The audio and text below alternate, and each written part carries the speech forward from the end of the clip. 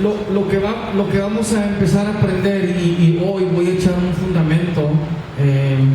Hay mucho que se puede decir de guerra espiritual, pero lo que usted va a escuchar hoy es fundamental a su vida cristiana, en el sentido de que si no entiende lo que está pasando, entonces no va a entender por dónde el enemigo le está atacando, y no va a saber que mucho, escuche, incluso con esto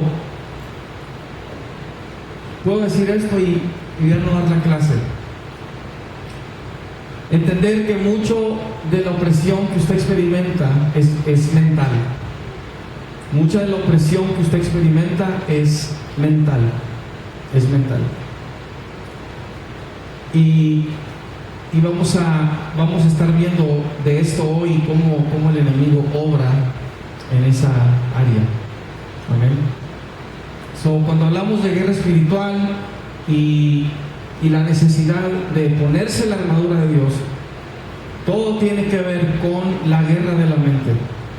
Ganar la guerra de la mente.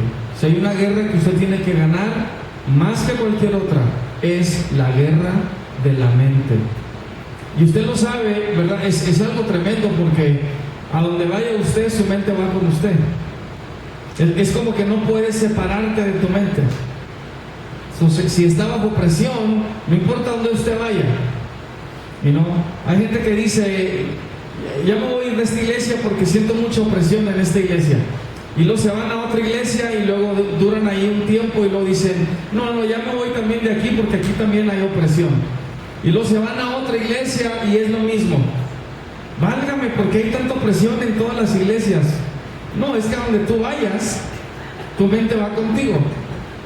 Right? So, el problema no es el entorno, no es el ambiente. Puede serlo al punto de que si no hay ahí personas o no hay un pastor que puede detectar y percibir que hay opresión, ahí continúa. Pero eso ya es parte de una guerra espiritual, pero normalmente uno es el que la carga. Hay que identificarla. Amén. Vamos a estar dando lectura ahí en Efesios 6, versículos 11 y 12, hasta el 18. Y aquí vemos la mención de ambas cosas, de guerra espiritual y la armadura de Dios en este pasaje.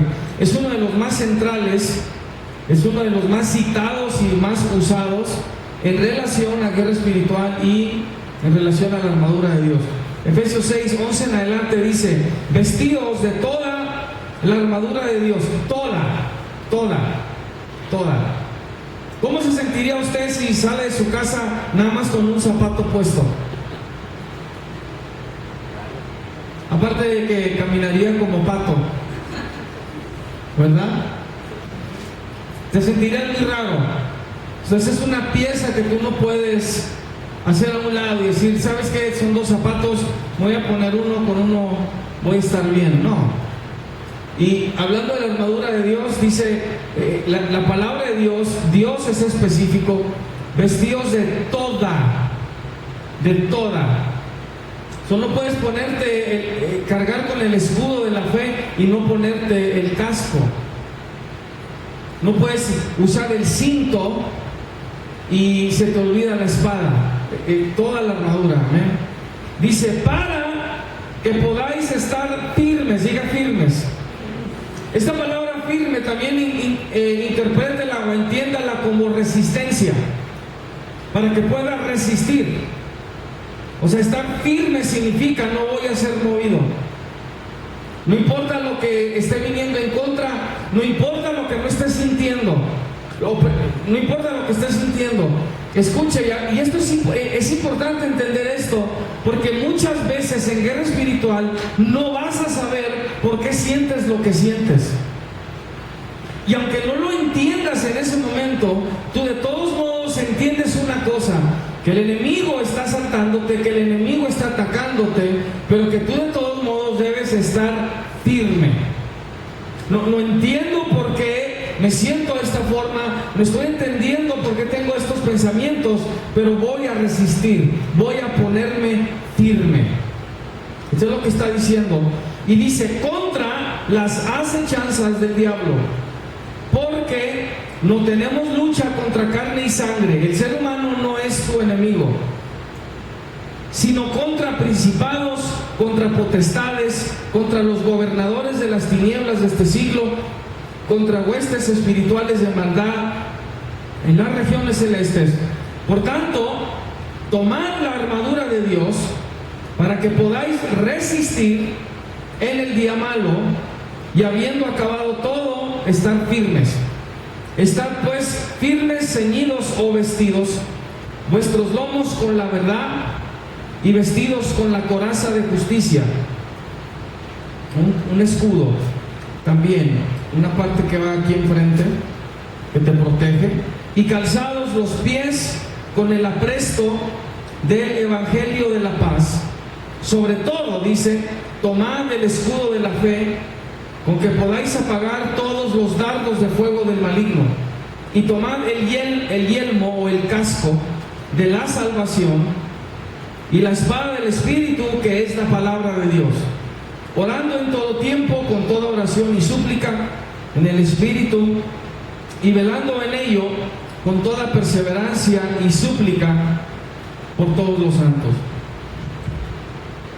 Quiero recordarle que estas clases que estamos dando tienen que ver con los fundamentos de la fe, y son para personas más recién convertidas, o personas que todavía necesitan aprender más o tener más entendimiento de lo que son los fundamentos de la fe. Y lo digo porque parece que es algo que ya debemos saber, ¿verdad? La mayoría, pero algunos todavía no tienen este entendimiento de los que están aquí, y por eso estamos haciendo esto. Este es un discipulado que se va a dar aparte en otro día para recién convertidos cuando tengamos esa oportunidad. Amén. Eso es un discipulado prácticamente como de un año, que vamos a estar haciendo en partes a través del año, pero al final de un año vamos a tener a un discípulo ya muy preparado, año y medio. Si el discípulo es constante en asistir, en estar y en recibir su empoderamiento, en el nombre de Jesús. Muy bien, toda persona pues que es llamada a la salvación, que es en nuestro Salvador Jesucristo, es reclutada a formar parte del ejército de Dios. Es algo automático. El momento que alguien es salvo, entra al ejército de Dios. Hay un conflicto espiritual entre las fuerzas de Dios y las fuerzas de maldad, que empezó desde el momento que Satanás cayó de la gracia de Dios. Cuando fue echado y removido de su posición que tenía en el cielo, se detonó una guerra. Según entendemos, una vez caído, Satanás logró engañar a la tercera parte de los ángeles a que lo siguieran. Estos ángeles y posiblemente otros seres que abandonaron su lugar en el cielo se les conoce comúnmente como demonios o espíritus inmundos, que están al mando de Satanás, a quien se le identifica en la Biblia como el Dios de este siglo y príncipe del mundo. La mayoría de los ángeles permanecieron en el cielo y continúan bajo el mando de Dios. Satanás tiene muchos propósitos en su obsesión incontrolable por ser el adversario de Dios. Se pudiera argumentar que su propósito dominante es provocar ceguera espiritual en el entendimiento del ser humano para incapacitarlo a recibir la luz del Evangelio Salvador de la gloria de Cristo. Porque Satanás es impotente para detener la gloria de Cristo. Lo que hace es cegar la mente o el entendimiento intencionado a recibir la luz de la gloria, que es la del ser humano. La ceguera espiritual es el producto de la interrupción, intercepción y distorsión del proceso mental del ser humano para que no pueda recibir el conocimiento de la verdad, sino aún más espiritualmente destructivo, no pueda procesar correctamente la verdad que se le exponga. La primera guerra que se tiene que ganar es la de la mente. La primera guerra que se tiene que ganar es la de la mente. Hasta que tú no ganes esta guerra, tú no vas a poder hacer nada. Se tiene que ganar la guerra de la mente primero. Permítame regresarme un poquito más a lo que acabo de decir.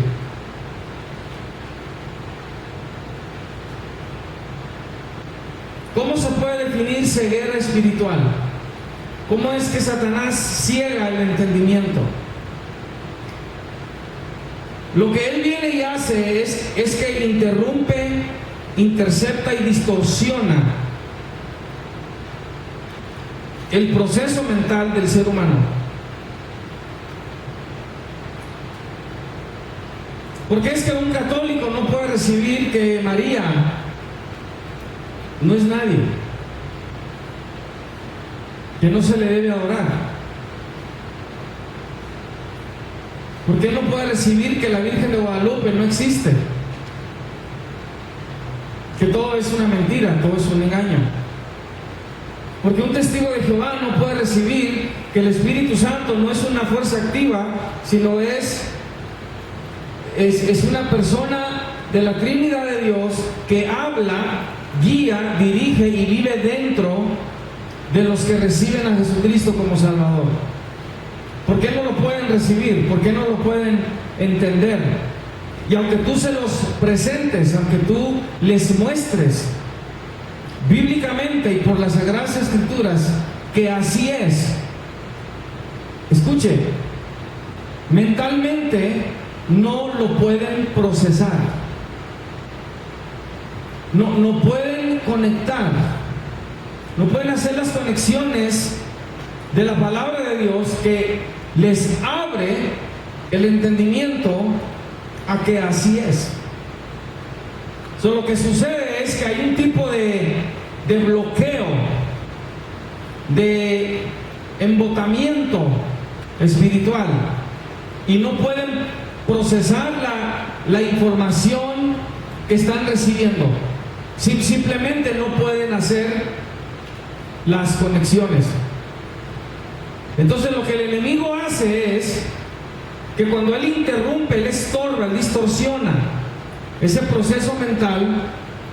Cuando tú les hablas algo, el evangelio no lo pueden recibir porque están bloqueados en su mente y no pueden procesar correctamente la verdad a la que se les expone.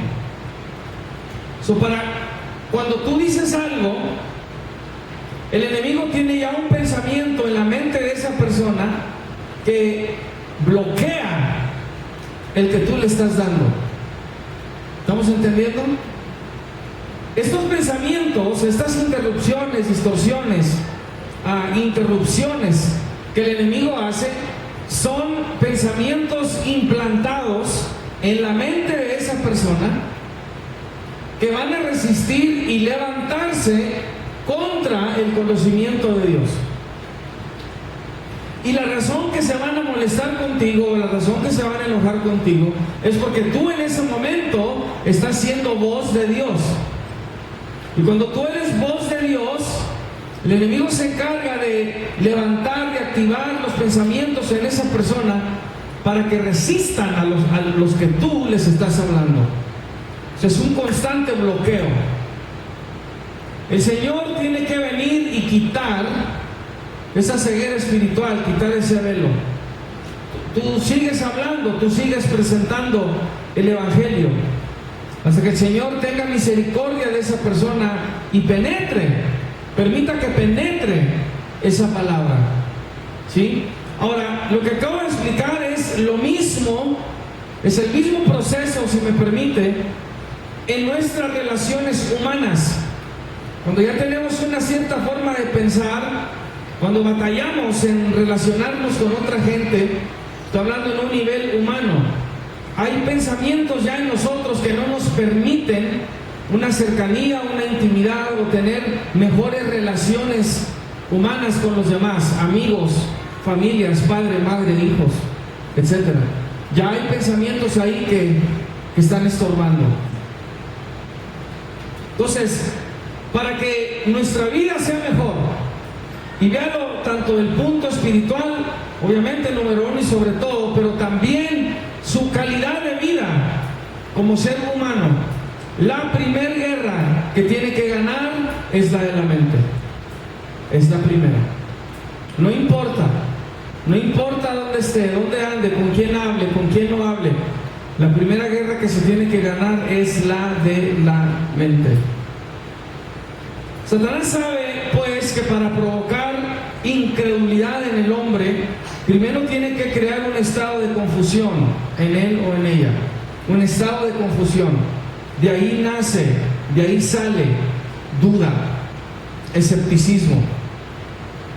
Y porque este es un estado opuesto a un estado de paz. Confusión es opuesto a paz. 1 Corintios 14:33 dice: Dios no es Dios de confusión, sino de paz. Significando que donde no hay paz va a haber confusión. Donde no hay confusión hay paz. Es lo que está indicando la palabra de Dios. Si tú no tienes paz, vas a tener confusión. Si tienes confusión, no vas a tener paz. Esto es ventajoso para el enemigo, porque cuando ya hay confusión, sabe que ese proceso mental para llegar a conclusiones más sanas, más correctas, está afectado. Hay confusión. Hay confusión. Confusión genera más confusión. Distorsión genera más distorsión. Y aquí un engaño, uno de los engaños más grandes es que la persona que llega a tales y tales conclusiones de una base de confusión y de una base de distorsión, cree que sus conclusiones son verdaderas, son ciertas. Y por eso hay mucha resistencia de personas, por ejemplo, que ya están muy indoctrinadas ya sea en catolicismo, mormonismo y cualquier otro ismo. No pueden cambiar su manera de pensar porque el pensamiento ya está tan fijo, ya está tan arraigado en ellos, impresionado en ellos, que solo la misericordia del Señor puede romper en sus mentes. El concepto bíblico de confusión nos dice que este es un estado de inestabilidad, desorden y perturbación. Inestabilidad, desorden y perturbación. Es algo tremendo que una persona que haya estado en una secta por 20, 30, 40 años tenga que admitir que por 20, 30, 40 años ha estado equivocado. Es tremendo, es perturbante. Es perturbante. Pero eso es lo que hace la confusión. Una vez que se asienta la confusión y toma su lugar en ese proceso mental del ser humano, la confusión es la que opera como la fuerza dominante que procesa los pensamientos. O sea, ya no se trata de una mente sana que puede conectar esto con esto, con esto, con esto y poder llegar a conclusiones correctas y sanas. No, ya el proceso está siendo manejado por la confusión que ya está asentada en esa mente, significando que cada vez que procesa algo y la máquina, vamos a decir, el motor que opera esos pensamientos es confusión, va a llegar a conclusiones confusas. Y es un ciclo que puede continuar. Entonces Satanás hace dos cosas. Primero expone a información falsa. Primero expone a información falsa. Toda religión que no declara y levanta a Jesucristo como el único Salvador del mundo, el único Salvador del hombre, es falsa. Él es la verdad. No hay más verdades. Nada más hay una. Cuando hay una sola verdad, las demás son excluidas. Entonces lo que Satanás hace es que expone a información falsa. Esta información falsa en su esencia representa todo lo que en la mente humana se perciba como una alternativa en contra del conocimiento verdadero de Dios. Decimos conocimiento verdadero porque muchos creen tener conocimiento de Dios, pero no lo tienen. Pregúntele a un católico si cree en Dios, le va a decir que sí. A un testigo de Jehová, si cree en Dios, le va a decir que sí. A un mormón le va a decir que sí. A un musulmán le va a decir que sí. Y todos los demás que creen en Dios, incluyendo espiritistas, incluyendo hechiceros, incluyendo brujos, creen en Dios. ¿Conocen a Dios? No, no conocen a Dios, pero creen tener conocimiento de Dios. Hay confusión. Y por eso no hay paz. Por eso no hay paz también. Cuando tú conoces a Dios, tú vas a tener paz.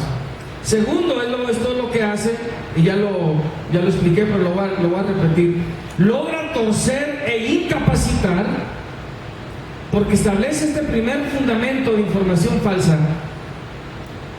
Incapacita el proceso mental sano del ser humano para que llegue a conclusiones falsas, y por ese proceso distorsionado no pueda llegar al conocimiento de la verdad de Cristo. Es lo que le bloquea, no lo deja, no le permite. Identificar esta estrategia principal del enemigo es crucial porque nos hace comprender que su arma principal es atacar la mente del ser humano y subyugarla a sus propósitos. Una vez que se identifica que el campo de guerra es la mente, puedo entender la necesidad de una estrategia dada por Dios que proteja y arme mi mente en contra del asalto y atentado de secuestro de las huestes de Satanás de mi mente. Lo que usted tiene que proteger sobre todo en su caminar con Cristo es su mente. Protéjala. Protéjala. Como me dijo alguien ahí por ahí, apague su switch y apague el switch del otro.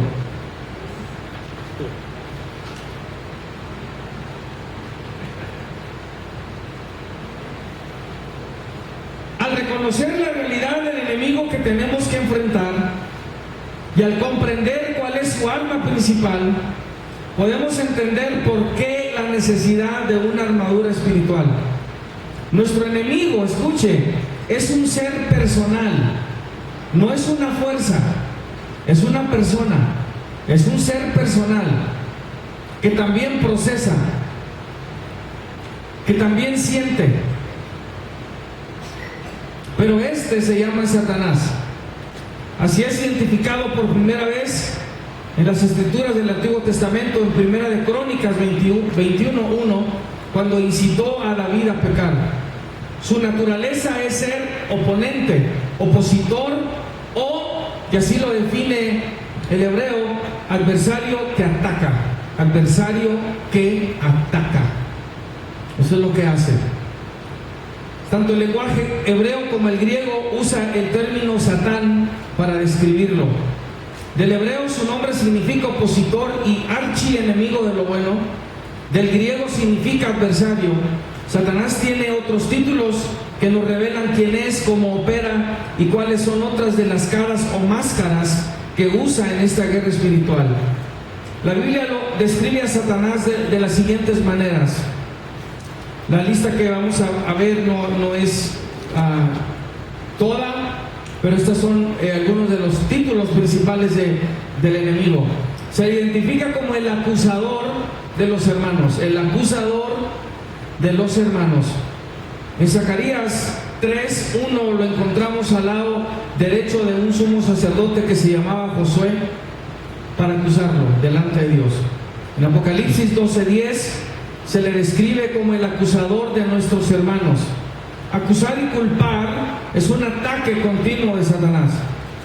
Acusa usando el pasado de la persona y el presente también, para oprimir y despertar sentimientos de autodescalificación, de poder ser un instrumento santo en las manos de Dios, estancando en la culpabilidad de la vida pasada. El enemigo siempre va a venir a culparte, a acusarte, cosas de tu pasado, algo del presente, que quizás no has cambiado, que todavía eres la misma persona. Es lo que hace, él acusa, y quiere paralizarte, quiere detenerte. Esa es una área que él va a usar. Dios, cuando Él redarguye, Él no usa esta táctica, Él no usa acusación, Él no usa culpa. Es diferente. Cuando el Espíritu Santo te redarguye, te permite ver lo que no estás haciendo bien, pero te lleva al arrepentimiento. ¿Cómo sabes que se trata del Espíritu Santo y no de Satanás? Que la culpa se va a sentir como culpa y acusación, y se va a sentir como una forma de opresión. El Espíritu Santo no oprime, Él redarguye para sacarte de un área que todavía necesitas cambiar. Si has experimentado culpa, si has experimentado opresión por mucho tiempo, se trata de un demonio, no del Espíritu de Dios. El Espíritu de Dios no te quiere ahí. Él sabe que no estamos diseñados a cargar con culpabilidad. Él no la quiere quitar, no que la carguemos. Satanás busca que la carguemos, prohíbe el movimiento espiritual que debemos tener. También se le conoce como el diablo. El acusador de los hermanos, ahora aquí está el diablo. Lo manifiesta como diablo o adversario. ¿Cómo es que se opone? Como diablo, la gran mayoría de su oposición la hace por medio de la calumnia o difamación. Calumnia o difamación. Difama a Dios ante el hombre, difama al hombre ante Dios y difama al hombre ante el hombre. La difamación también es parte de su estrategia de sabotaje, por la cual siembra duda y discordia entre la humanidad y entre el cuerpo de Cristo. Es lo que hace el diablo. Difama, más que nada, difama. ¿Sí? También se le conoce como el enemigo. El enemigo, precisamente, Mateo 13, 36 al 43, señala que el diablo es el enemigo que siembra la cizaña entre el reino de Dios. La raíz de la palabra enemigo es odio. La raíz de la palabra enemigo es odio. No puedes separar odio del enemigo. Si hay odio, hay enemigo. Si hay un enemigo, hay odio. Habla de una persona odiosa cuya obra es por medio de la hostilidad. Va a manifestar hostilidad contra ti. Cuando planta esta semilla odiosa dentro del reino de Dios, la cizaña opera de esa misma base de odio, aunque lo hace de una forma pasiva, para continuar aparentando espiritualidad o que pertenece en el reino de Dios. En esta revelación de Jesús observamos que su enemigo busca causar desestabilización de por dentro. Léase Mateo 13, 36 al 43. Mateo 13, 33 al 43. Es la parábola del sembrador, y ahí se da cuenta de lo que estoy hablándole. Él busca crear desestabilización por dentro. Y lo que hace es que implanta o planta cizaña entre el trigo, entre los hijos del reino.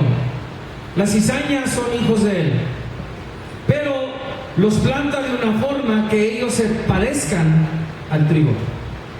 Con la máscara de trigo puesta, la cizaña se opone y resiste a la autoridad de la iglesia local detrás de la apariencia de colaboración, pero es sabotaje del ministerio.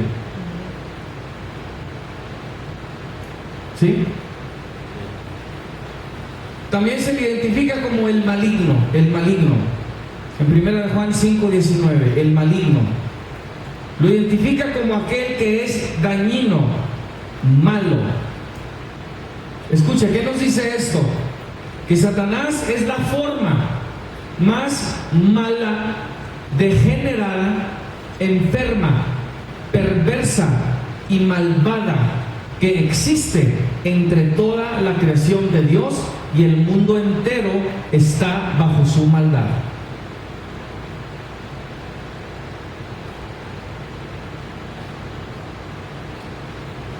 Cuando una madre o un padre puede comerse a uno de sus hijos, tenga por seguro que Satanás está involucrado.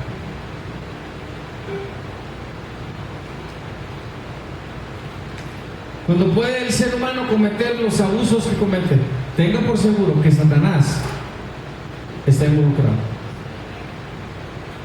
En la violencia, homicidios, Satanás está involucrado.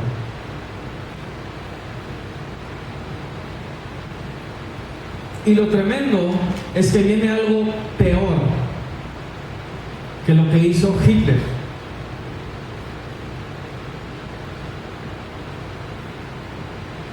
Peor, que nunca se ha visto en la humanidad. Satanás se va a mostrar por lo que es. Se le conoce también como homicida. Homicida. Consecuente con su odio y maldad está el deseo de matar. Juan 8:44 lo manifiesta como un homicida. No solo intenta matar la visión y misión que Dios deposita en la vida del hombre, sino que intenta usar a la humanidad contra sí misma para que se destruya y o mate a los representantes de Dios si es posible. La palabra griega para homicida es antropotonos y literalmente quiere decir matador de hombre. Cuando Satanás se le identifica como homicida, significa que él es matador de hombre. Homicida. También se le identifica como el príncipe de la potestad del aire. Príncipe de la potestad del aire. Si usted no mantiene su discernimiento abierto en todo tiempo, mientras yo esté hablando, si hay distorsiones en su discernimiento, para cuando mi voz llega a su oído, usted escucha otra cosa. Es el príncipe de la potestad del aire. Todo lo que se mueve en el aire, él lo puede gobernar. Por eso cuando oramos, cancelamos también que él pueda operar en el aire. Podemos hacerlo. Dios nos da esa autoridad. Príncipe, según aplicado en Efesios 2:22, es la idea de alguien quien es primero en rango. Cuando usted ve en la palabra que se habla de un príncipe, o dile a los príncipes, está hablando de los líderes, está hablando de los que están al frente, está hablando de los que son primeros en rango. Potestad nos habla de la jurisdicción, autoridad, capacidad o influencia que se le ha delegado a Satanás sobre el mundo. El aire es referido a la atmósfera de los habitantes de la tierra. Es pues en esta atmósfera de los seres humanos donde Satanás ha puesto su silla de autoridad. Es el príncipe de la potestad del aire. Por eso a veces logra simplemente un conflicto, una pelea por palabras que alguien se diga el uno al otro. Muchas veces lo podemos ver como una ofensa, pero le repito, Satanás está detrás de ello y sus huestes. Amén. También se le conoce como el príncipe de este mundo. Príncipe de este mundo. El mundo o cosmos del griego, más que ser una referencia al aspecto físico del mundo, es una referencia al arreglo ordenado que se percibe en él. Cosmos es la misma palabra que se usa para atavío en 1 de Pedro 3:3. En Juan 12:31, pues la idea es que Satanás es el promotor de un sistema pecaminoso mundial donde implanta sus ideas, agenda y métodos demoníacos en la humanidad. O sea, él es el príncipe de este orden. El cosmos representa un orden, una manera de ser, de operar. Cuando Satanás es el príncipe de este mundo, lo que gobierna en este mundo es su sistema. Recuerde que últimamente él está preparando el camino para su propia venida también. Se está arreglando todo en el mundo para que se le reciba.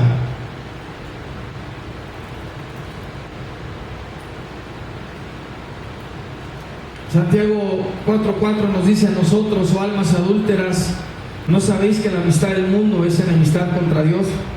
Cualquiera pues que quiera ser amigo del mundo se constituye enemigo de Dios. Porque está hablando del sistema del enemigo. Habla de este sistema anti-Dios. Es un sistema anti-Dios, últimamente, anti-Dios. Por lo tanto, tener amistad con el mundo, en las cosas del mundo, es estar en armonía con las ideas, agenda y métodos pecaminosos de Satanás. ¿Sí sabe quién inspiró o indujo al hombre a crear cantinas? Satanás. ¿Sabe quién movió al hombre a que abriera antros? Satanás. Y los que han estado ahí saben lo que se hace ahí. Prostíbulos, Satanás. Toda área, toda casa, escuche, toda casa de pecado, todo lugar de pecado es establecido por Satanás. Qué casualidad que en el mundo hay lugares a donde tú puedes ir para pecar.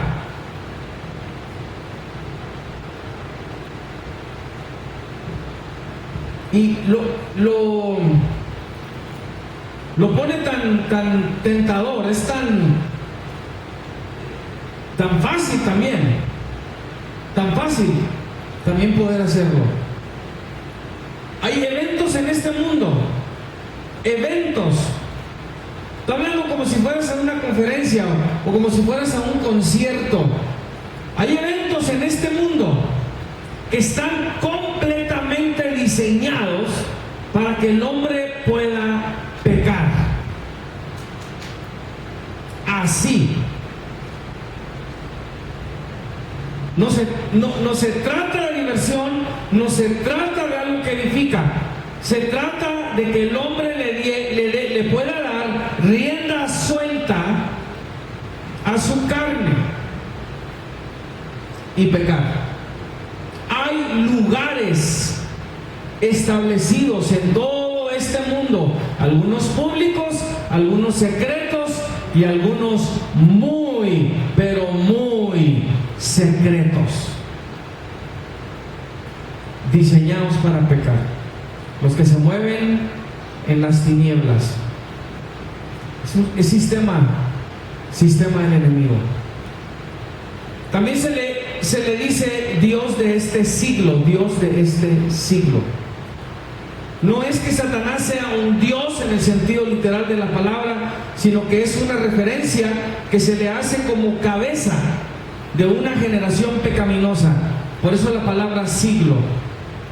Las cosas cambian a través de los siglos en cuanto a la cultura humana, las sociedades cambian y lo que ellos hacen. Pero Él sigue siendo el Dios, la cabeza de ese siglo. La palabra siglo es usada para referirse a la calidad de pecado que describe a la generación presente de ese siglo o de ese tiempo. Por ejemplo, hay pecados que ahora se cometen en línea, en internet. En siglos anteriores eso no se daba, eso no sucedía. Ahora la tecnología que se tiene también facilita otras formas y otras maneras para pecar.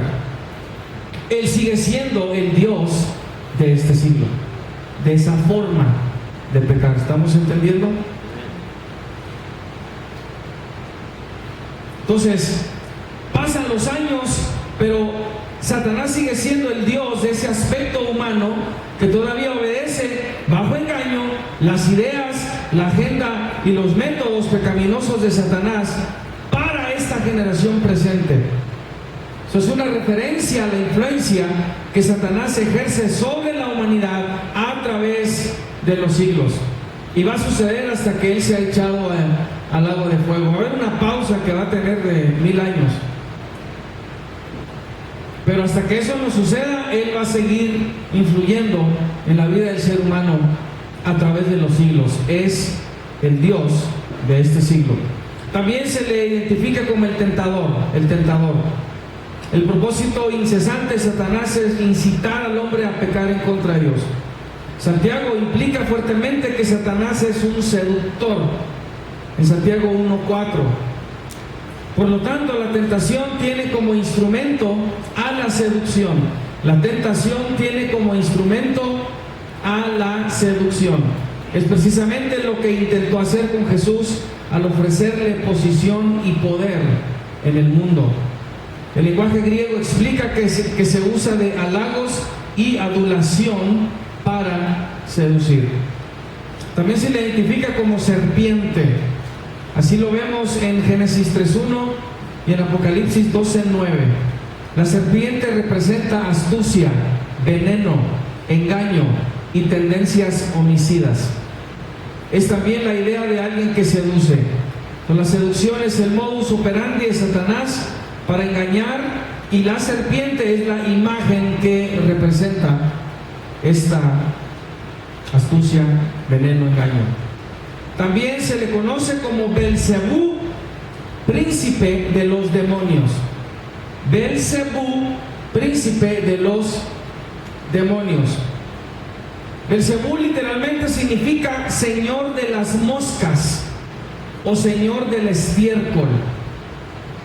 Señor de las moscas o señor del estiércol. ¿Usted sabe normalmente dónde se congregan las moscas? Aparte de su casa cuando se meten. ¿Dónde, Mark? En la basura. Ahí se congregan. Ahí andan, ¿verdad? Alrededor del estiércol. Ahí andan las moscas, ¿verdad? ¿Qué comunica esto, Belcebú? Comunica lo siguiente: que Satanás es un corruptor de lo que es bueno o santo. Quiere tomar lo santo tuyo, lo justo tuyo, lo correcto tuyo y convertirlo en estiércol. Y Él ser el Señor de tu estiércol. Belcebú. Mateo 12:24. Y vemos en su propia corrupción en Ezequiel 28, 13 al 17. Y con esto voy a terminar.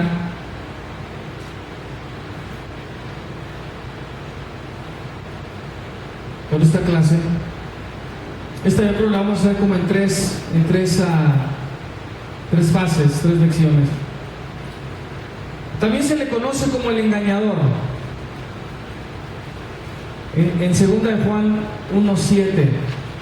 Permítame agregar esto. Y escúchelo,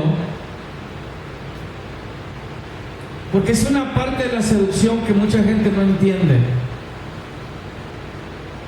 El seductor nunca seduce para darte lo que él quiere. te seduce para conseguir lo que quiere.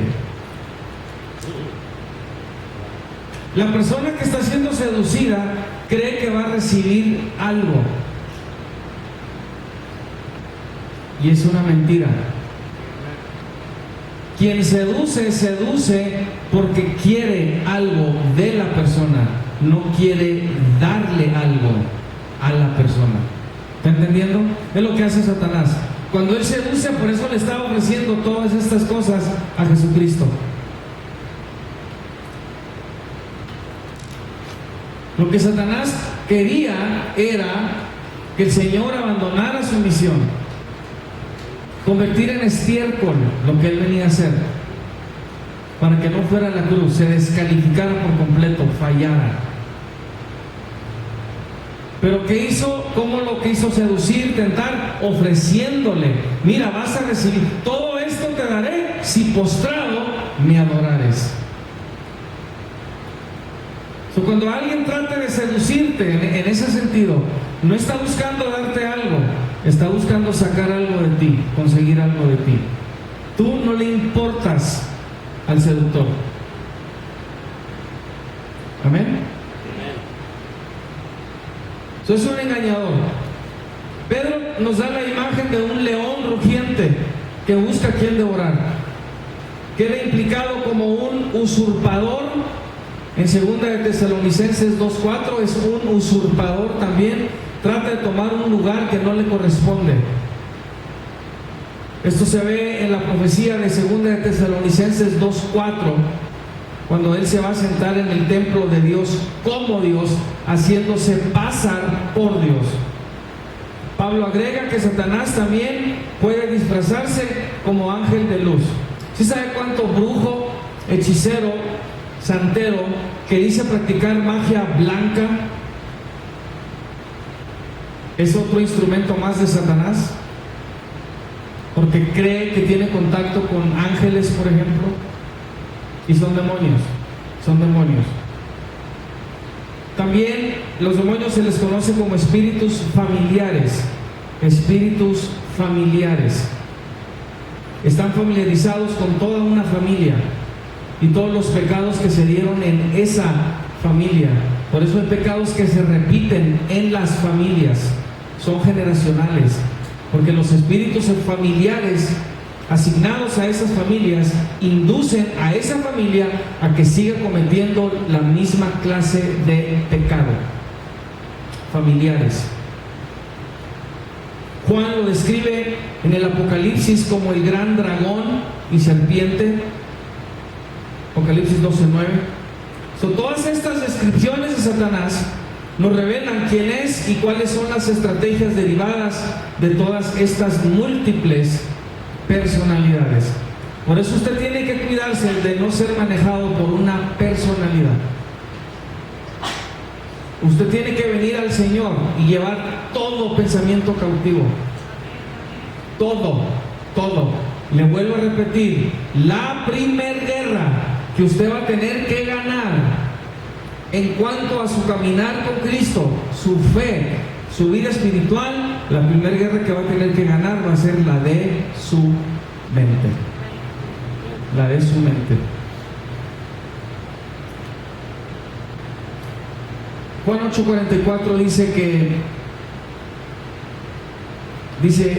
le está hablando a unos judíos y les dice: ustedes son de su padre el diablo, y los deseos de su padre quieren hacer. Él ha sido homicida desde el principio y no ha permanecido en la verdad, porque no hay verdad en él. Escuche, cuando habla mentira, dice de suyo habla. Por eso aprende a identificar cuando es la voz de Satanás y es un redarguir del Espíritu Santo. Créame, es completamente diferente. Si se siente como opresión, es un demonio. Incluso no se ponga a pedir perdón. Porque usted está perdonado. Si se siente como opresión, es un demonio para confundirle. Dios, tú no estás perdonado. Dios no te ha perdonado. No es cierto. Es un demonio. El Espíritu Santo no viene y te habla así. Cuando el enemigo habla, de suyo habla, porque es mentiroso y padre de la mentira, padre de mentira. So, Jesús revela con exactitud en este versículo de Juan 8:44, 4 de las características dominantes de la naturaleza de Satanás. Es diablo, es adversario, homicida, habla de lo suyo, es padre de la mentira. Todo lo que habla está cubierto de mentira y engaño, porque no permaneció en la verdad. De suyo habla, de suyo habla. Cuando usted de pronto se siente oprimido por algo que pasó hace 20 años, hace 30 años, no es el Espíritu Santo redarguyéndolo, es un demonio. Rechácelo, resístalo y lleve ese pensamiento cautivo a la obediencia a Cristo y declare y siga declarando su libertad en Cristo Jesús. Amén. Amén. Denle un aplauso al Señor.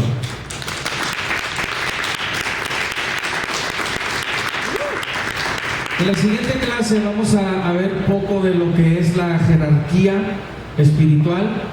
Vamos a estar viendo sobre serafín, querubín, arcángel, ángeles guardados en prisiones, tronos, dominios y vigilantes santos. Y lo vamos a ver un poco también sobre los demonios, qué es lo que hacen, en qué tipo de actividad está involucrada estas huestes de maldad. Y ya en la tercera clase, para concluirla, vamos a estar viendo cada una de las piezas de la armadura de Dios. Primero tenemos que identificar al enemigo, ver la realidad del enemigo, ver cómo opera y cómo cada una de las piezas guerrea contra el enemigo en esta guerra espiritual que tratan de hacer en contra de nosotros. Amén. Gloria al Señor. Dios me los bendiga.